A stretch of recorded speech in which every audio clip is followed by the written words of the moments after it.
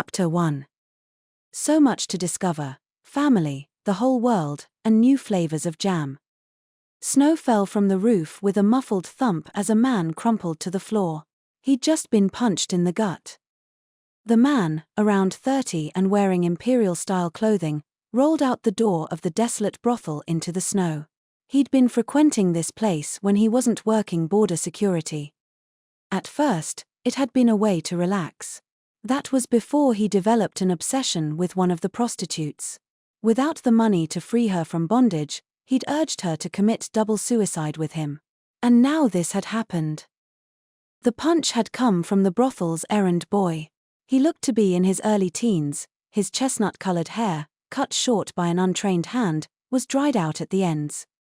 The boy trudged toward him through the accumulated snow. The man ranted and raved in the imperial tongue until the boy's boot sole mercilessly slammed into him. "I've got no idea what you're even saying, idiot." The boy spoke Rydillian with a northern accent, though it wasn't as heavy as a farmer's, since he'd been working in a brothel, a hospitality business by nature. Still, he spoke more quickly than people did in the central provinces and tended to mumble the ends of his sentences. The man, punched in the gut and kicked in the face, wheezed as he spoke, blood trickling from his nose. He was still conscious, but at this point, he seemed unable to fight back. The boy lifted his foot to kick the man in the face once more for good measure.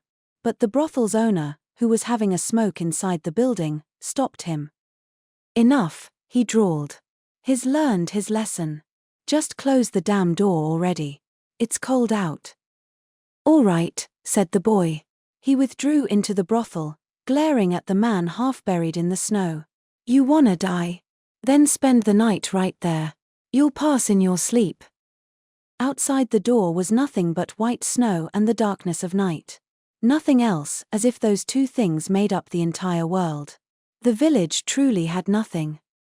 The boy shut the door, locked it, and rubbed his dry, cracked hands together. The sun had long since set. Other boys his age would have been fast asleep, but he still had work to do, washing dishes, taking care of the fire, and keeping accounts. One of his tasks was to beat up and drive out any rogues like that imperial man. "I hope he was the last piece of shit for the night," thought the boy. Not even a moment later, he heard a drunk make a strange noise, followed by a woman's shriek. It sounded like she'd been hit. The boy clicked his tongue. "What a crappy day," he muttered. Despite this violence against one of the brothel's prostitutes, the owner remained in his spot near the fire, smoking a cigarette. He blew smoke out of his nose, then raised one hand, as if to pray for the boy's success. "Sure is easy with you here, Louis," he said. "Yeah, thanks," came the errand boy's sarcastic reply as he, Louis Miller, dashed up the stairs. Louis's mother had been one of the prostitutes working at the brothel in Dangroats, a village in northern Rydil close to its border with the Empire. He'd never seen his father, and his mother never spoke of him. She had died when he was very young, so long ago that he barely remembered her. Dangroats was a poor village. Nobody had the means to look after orphaned children. Still, the prostitutes there made time for him, taking turns caring for and raising him. His mother had evidently been well respected by the others there. The ladies, seeing his mother in him, would always say how much their elder sister had helped them out. The owner, Karsh, was a miser who treated those under him with a rough hand. He was generous enough to let Louis stay, though, as long as he pulled his own weight. Karsh had been the one to teach him how to read, write, and count money. "These lands are poor. If you want to survive, then learn like your life depends on it. Because it does." That was one of Karsh's lessons. Fortunately, Louis was a quick learner and a force to be reckoned with in brawls. And these qualities had earned him his valued position as an errand boy and a bodyguard.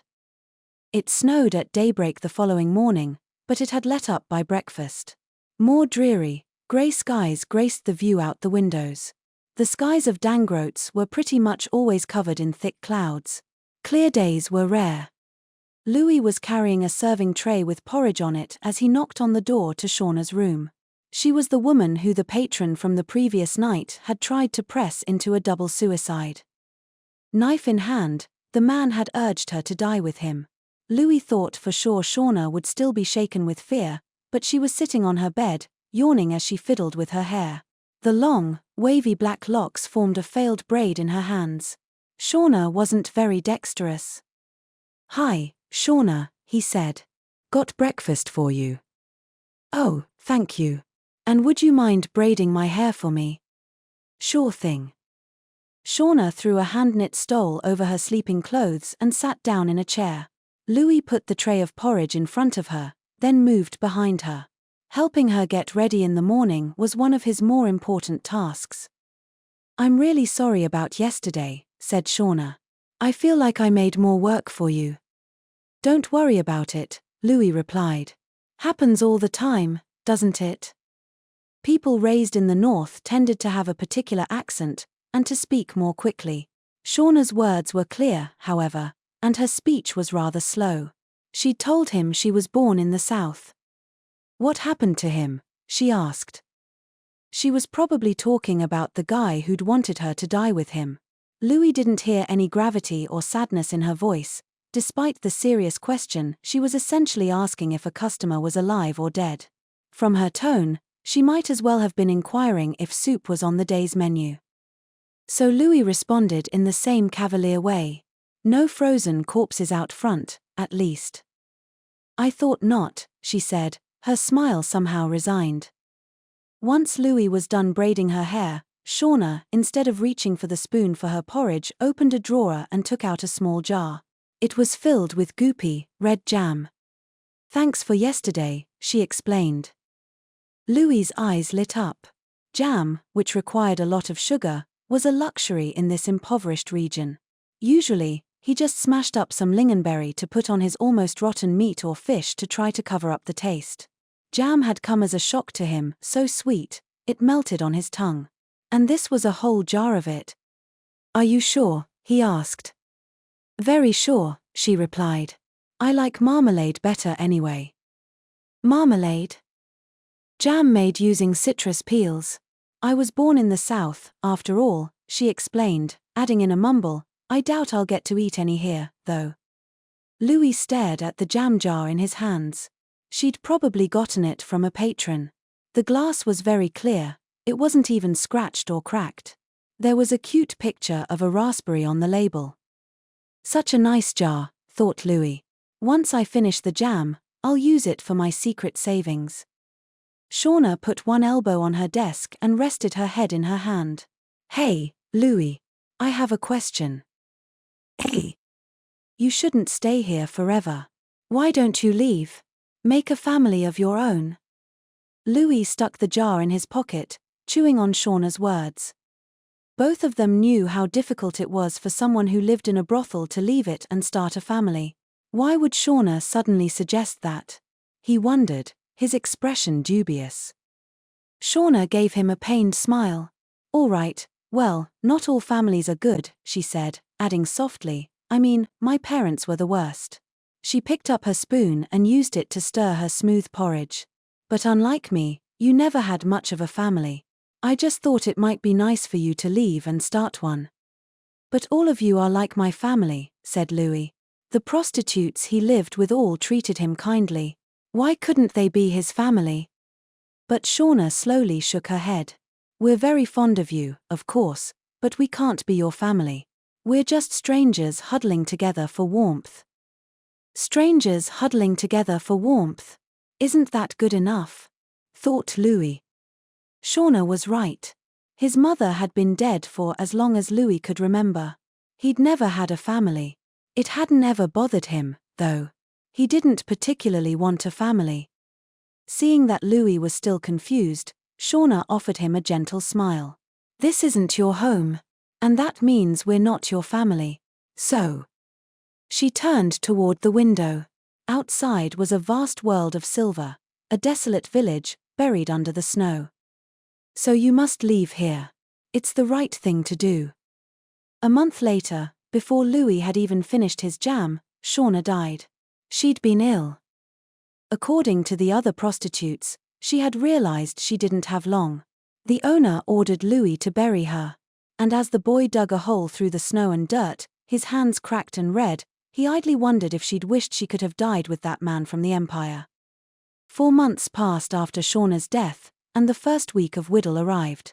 People said this was the time when spirits brought the winds of spring, but today, Dangroats was still covered in snow.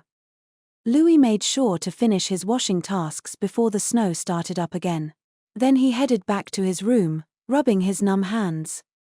The room had a straw mat to sleep on and a small box containing a few of his personal possessions, but more than half of it was taken up by cleaning supplies. It had once been a simple supply closet. Louis dug into his straw bed and came out with a jar he'd hidden inside. He'd started using the empty jam jar for his secret savings. He dropped in a few coins from his pocket. "I wonder how much more I'll need to fill my belly with jam." He shook the jar. The jingling of copper coins wasn't very loud. After enjoying it for a moment, he put the jar back in the bed. Then he took out a book, also hidden in the straw. He'd picked it up on the stairs that morning. A patron must have misplaced it. A lot of people had been staying at the brothel over the last few days. An avalanche had blocked their path. Louis never considered looking for the book's owner. It was his now. That was how lost items worked. And this was not just any book. The title on the front cover read Practical Magecraft Beginner's Course. This was a textbook for magecraft, filled with all kinds of magecraft formulae. Magecraft was a way to produce miracles by using mana via incantations. Before, the art was confined to noble circles. But mage training institutions had proliferated in modern-day Rudil, throwing open more doors for commoners. Nevertheless, one needed money, talent, or both to enroll in such a school. As a result, mags were few and far between. They were almost unheard of in this remote village. "Guess I'll pick up from where I left off this morning," he thought. "Ah, right, here we go. All about mana control techniques."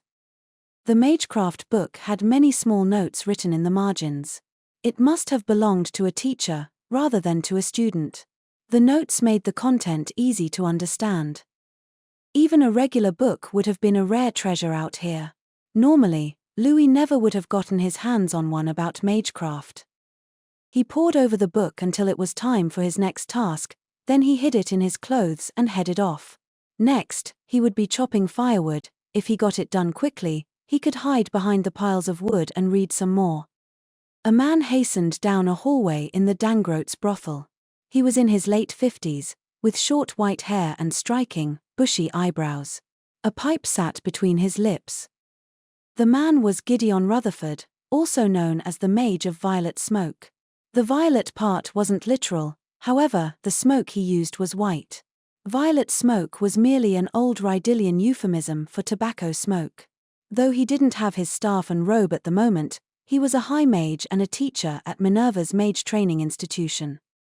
He was visiting the area on work, but his carriage had been held up by an avalanche. Left without a choice, he was now staying in the village at the brothel, rather than at the inn, which had been full. On this, the third day of his stay, he was searching for a book he'd misplaced. "I shouldn't have brought it with me, but I wanted to write those exam questions. Damn it." He'd asked the brothel's owner, but the man had said he had no idea. After Rutherford slipped him a bit of money, however, he had confessed that a kid named Louis, their errand boy, had been slinking around lately. The brat was currently chopping firewood out back. After stepping outside the establishment, Rutherford quick-chanted a flame to light his pipe and took a pull. The snow had stopped, but the wind was frigid, and it stung his ears. Opening and closing his gloved hands, he went around to the rear of the building and saw a boy facing the other direction, chopping wood. He wore adult hand-me-downs layered thickly.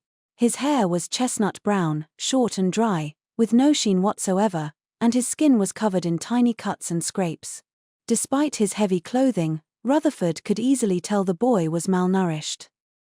That wasn't unusual in these parts. The northern provinces of Rudil tended to be especially impoverished. And yet, regardless of his condition, the boy moved sharply as he chopped the wood, easily lifting the heavy axe and splitting each piece with practiced motions. "Hey, you there, boy," called out Rutherford. The boy stopped chopping and looked at him. He was slender, with girlish features, but his actions were a sharp contrast. He jutted out his lower lip, as if to intimidate him. "Yeah," he replied. He was indeed quite intimidating. "This won't be easy," thought Rutherford immediately. "You're Louis, right? Seen my book anywhere? It's called Practical Magecraft Beginner's Course." "Nope," came the brusque reply as Louis turned back to his chopping. Rutherford took another pull of his pipe and mulled this over.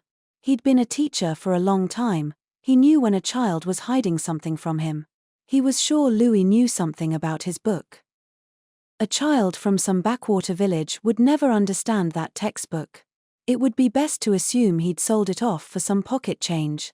If that was the case, finding it and buying it back would be the quickest solution. "All right, brat," said Rutherford. "Tell me who you sold my book to. If you're honest with me, I'll let you off with just one hit." "I'm sorry, what?" said Louis in reply to his threat. He sounded exasperated. "You think I'd sell something that nice? I'd have to be stupid, oh." Realizing his mistake, Louis dropped the axe, whirled around, and ran. Very quickly, too, considering he was traveling over snow. Rutherford performed an incantation, then slowly exhaled a puff of smoke from his pipe. The smoke should have drifted around him for a short time before disappearing, but instead, it went against the wind and toward Louis, as if it had a mind of its own.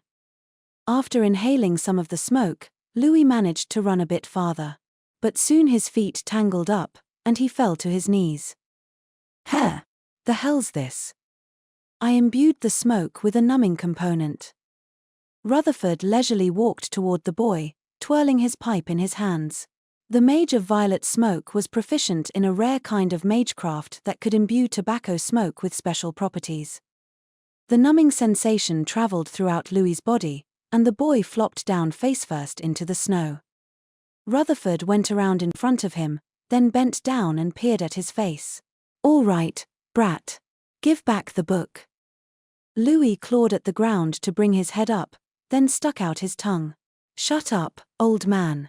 In these parts, you lose something, it belongs to whoever finds it." "Pure rubbish." "Ha! Don't hate me because you're a dumbass." Surprisingly, Louis managed to get to his feet, though he was still unsteady. Then he threw a punch. "I went too easy on him because he's a kid." Rutherford evaded the strike, then grabbed the boy by the chest of his ragged old clothing and, holding back nothing, slapped him across the face. As the slap connected, something tumbled out of Louis's clothes, the book Rutherford had dropped. Apparently, that was where he'd hidden it. Rutherford tossed the bone-thin boy to the side, sending him sprawling on his rear end, then picked up the textbook. "Hey, give that back," Louis pleaded. "I'm only halfway through it." "Hey, halfway through? This is a book on magecraft. Enough with your pointless fibbing, brat." Louis felt rage boiling up from the pit of his stomach. This bushy-eyebrowed mage seemed to think he couldn't read. The literacy rate in this village certainly wasn't high. Louis could only read and write because the owner had made him learn. The man had said that if he couldn't manage it, he'd put him in a dress and make him start taking customers. This old geezer is looking down on me, underestimating me. Enraged, Louis staggered to his feet and chanted the words he just learned from the book. The mage's eyes went wide. Louis pointed a finger at the tip of the man's nose, then chanted the final clause. Wind blew from his fingertip, causing the man's short white hair to flap. He'd wanted to produce fire to burn the mage's bushy eyebrows off, but he was most compatible with wind, so this was easier. Louis sniffed. "How do you like that, old man?" The mage groaned. "Kid, who taught you that?" he asked, his voice hard. "It was written right there in that book, idiot." The textbook was filled with a teacher's notes, so it hadn't been too difficult to understand the contents. The bushy-eyebrowed mage still seemed surprised, his eyes wide as he watched Louis. "You mean to say you learned it just by reading this?" Louis forced his numb body to lean back a little and put on a spirited grin. "Yeah. So? That sort of thing would take a student at Minerva's half a year to learn." Minerva's. Louis had heard that name. It was the most prestigious mage training institution in the kingdom. Magecraft used to be a privilege of the noble class. He'd heard that even now, the only ones who went to mage training institutions were nobles or the children of wealthy families. A boy running errands for a brothel in the remote countryside had no connection to such a world. And this man had said it took 6 months for them to learn something so simple? How laid back their lives must be. Louis laughed. In his world, he had to learn like his life depended on it. Those who couldn't pull their weight died like animals. Well, I guess Minerva's is no big deal after all, he said. Your students are even dumber than some brat from the boonies. He looked at the man, gaze full of mockery. Louis wanted to provoke him and then, when his guard was down, give him a good punch. But the man didn't fall for this. Far from it, he seemed to sink into thought for a few moments. Then he handed the confiscated book back to Louis. All right, brat. I'll be staying in the village for another week. If you learn 4 beginner-level spells from this textbook in that time, I'll give you something even better than this book. 2 impulses began warring inside Louis. One said, "Who are you to give me orders?" But the other said, "I want to get back at this guy." It didn't take Louis long to reach his conclusion. He'd always been strong-willed, so unwilling to lose, it aggravated everyone around him. "I swear, you old geezer, if whatever it is turns out to be something really stupid, I'll bury you under the snow." For the next week, Louis spent every free moment studying. To conserve candles, he would memorize a section of the textbook by daylight, then devote his evenings to single-minded practice. Those who couldn't pull their weight were doomed to die a miserable death. It wasn't a great environment to grow up in, but it had given Louis the ability to learn and focus. First, he determined how to order his learning for maximum efficiency, then he worked out a plan of action. And once he had his plan, he didn't merely practice until he was blue in the face. When he failed, he'd figure out what went wrong, then consider alternative approaches, including whether those approaches would be applicable in other contexts. And on the evening of the 7th day, in the woodchopping area behind the brothel, Louis showed off every single beginner-level spell in the textbook. At the end, he created Blades of Wind, the final spell in the book, and chopped a log clean in half. Then he sniffed with pride. "See that, old man?" The man, who was smoking his pipe as he sat on a stump, took a piece of paper out of his pocket and handed it to Louis. Louis's face scrunched up, he'd been numbed by that smoke only a week ago. He avoided it and nervously took the paper. It was a recommendation for Louis to enroll at Minerva's Mage Training Institution as a scholarship student. The name of his sponsor was one of the institution's teachers, Gideon Rutherford, the Mage of Violet Smoke. Louis looked up from the letter, his expression serious. "Is this some kinda child kidnapping racket?" The man punched him. Louis held his head and groaned.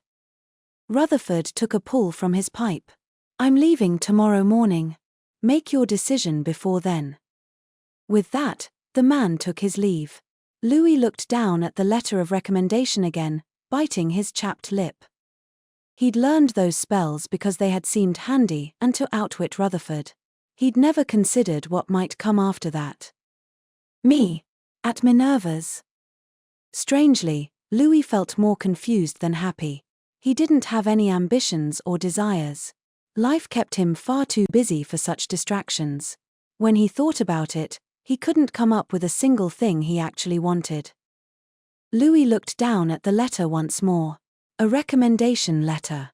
Even the paper was of a quality one rarely saw in this village. He'd never imagined a future where he left the brothel. He couldn't think of anything he wanted to do or become. All he could think about was that he needed to get the cleaning and accounting done soon or he'd go without dinner again. Such things filled his mind. Everything was about avoiding starvation, making sure he didn't freeze to death. How could a stray pup whose every effort went into survival afford such grandiose dreams? Louis folded the letter up and put it in his pocket before walking back to the brothel. As soon as he was inside, Karsh called out to him. "Something happen with the guest?" he asked. "Nothing," replied Louis. Karsh probably wouldn't suffer Louis leaving. The miser wouldn't want to let go of his handy errand boy. If Louis was upfront and told him he was going to leave, Karsh would surely punch him and demand that Louis remember the debt he owed the man for raising him. After heading back to his room, Louis got cleaning supplies and returned to the hallway. This time, an older prostitute named Vivian spoke to him. "Louis, would you mind cleaning Shauna's room again?" "Hey, why?" Shauna had survived the patron who wanted her to die with him, but she'd been unable to make it through the winter and had succumbed to illness. Louis idly remembered the clumsy woman's black hair and how he'd always braided it for her. "I hear we'll be getting a new girl soon," said Vivian casually. "It would help if the room was a bit cleaner, right?" All right. There was always a lot to prepare whenever they got a new girl at the brothel, so Louis was usually informed of it ahead of time. There must have been a slip-up in communication. As Louis headed to Shauna's room with the mop, Vivian called out again. "Take as much time as you need. I'll talk to Karsh for you." Apparently, Vivian was worried about him. Did his face really look that awful? "I bet it does. I haven't slept, I was too busy practicing magecraft." Louis yawned, then opened the door to Shauna's room. He came in here every once in a while to clean, so it wasn't that dusty. Since Vivian was looking out for him, maybe he'd take a little nap. He lay down on the unwrinkled sheets and closed his eyes. This room had always smelled like perfume and makeup when Shauna was around. But now it just smelled like damp air. What did her perfume smell like again? Oh, right. It was citrus. Born in the southern provinces, Shauna loved citrus fruits. Louis only knew of them through her perfume. "You shouldn't stay here forever. Why don't you leave? Make a family of your own." As he dozed, he remembered what she'd said to him. "This isn't your home. And that means we're not your family. So you must leave here. It's the right thing to do." She'd looked out the window as she spoke at the empty village, covered in white. Shauna, he thought. I've never wanted a family. The concept of family was still vague to him. But there was something he wanted, something a little more concrete. Just before he fell asleep, he made up his mind. That's right. I guess that'll be my goal for now. After his nap, Louis straightened out the sheets on Shauna's old bed, then went back to his room and shoved his hand into his straw mat. The first thing he took out was a shoulder bag. Then he grabbed Rutherford's textbook and the letter of recommendation. At last, he stuck in his hand one more time, meaning to take the jam jar containing his secret savings. But when he did, he realized it had a strange weight to it. He frowned. Huh. As he pulled it out, he saw large silver coins stuffed inside. 12 of them, exactly the number of prostitutes working at the brothel. Just one of those coins was enough to keep Louis alive for a month and a half if he ate frugally. As he stared at the jar, he noticed writing on the label. Don't you come back, now. The slightly misshapen letters belonged to Vivian, the older prostitute. Ha ha. He laughed, mussing up his short hair. Shauna had told him that they weren't a real family, just strangers huddling together for warmth. But just then, Louis thought maybe that wasn't so bad, either. The mage of violet smoke, Gideon Rutherford, looked up at the cloudy sky as he made his way to the carriage station outside the village. He'd stayed here quite a bit longer than originally intended, for obvious reasons. Now, then. Will the brat come? Louis had looked more confused than happy when Rutherford gave him the letter of recommendation, and that had made him curious. It wasn't that the boy had no confidence in himself. From his expression, Rutherford got the feeling he'd simply never thought about his own future before. The old mage stopped and turned back to look at dangroats, buried in the snow. In a poor village like this, it was all you could do to make sure you didn't freeze or starve, day in, day out. The people here must not have had the time to harbor hopes for a better future. Perhaps a few of them did entertain fleeting, unattainable dreams based on half-heard rumors of others' success. But that boy was smart. He'd kept his eyes on the cold, harsh reality. Maybe he won't show up after all. Eventually, Rutherford saw his carriage approaching. It was still a little early, so there were no other passengers. The driver dozed as he held the reins. Just as Rutherford took out his pipe for one last smoke before departing, he heard an odd noise come from within the carriage. Achoo! Who was that? He wondered, peering inside. There were several boxes in the back luggage, probably, and there was the brat, squeezed between two of them, trembling and dressed in nothing but rags. Louis tried to say something but sneezed again instead. Rutherford climbed in with an air of nonchalance and took a seat on the bench. "Hey, brat," he said. "How long have you been here?" Louis sniffled. "Since before sunup," he said quietly. "No wonder. He must have been freezing." Rutherford took out his pipe, but instead of lighting it, he simply twirled it in his hand. "What do you want to do once you're a mage, Louis Miller?" He was interested in what grand ambition this boy, who had only ever seen the cold reality right in front of him, was bringing along. Louis looked up at Rutherford, his purple eyes tinged with grey, and declared, "I'm gonna save up money and eat something called marmalade." "Eh? Marmalade?" Rutherford sighed. What was that supposed to mean? Louis grinned, baring his teeth. "Better than something wishy-washy, right? Be sure to give some thought to what you want to do after you eat marmalade." "I'll get right to it." As a cold wind blew into the carriage, the boy wrapped in rags closed his eyes. That was how the brothel's errand boy left the impoverished village where he was born, without a single grand desire or ambition to his name and carrying only his meager possessions and a single jam jar. Louis Miller was 11 years old at the time. Back then, he never dreamed that one day he'd be striving to join the Seven Sages.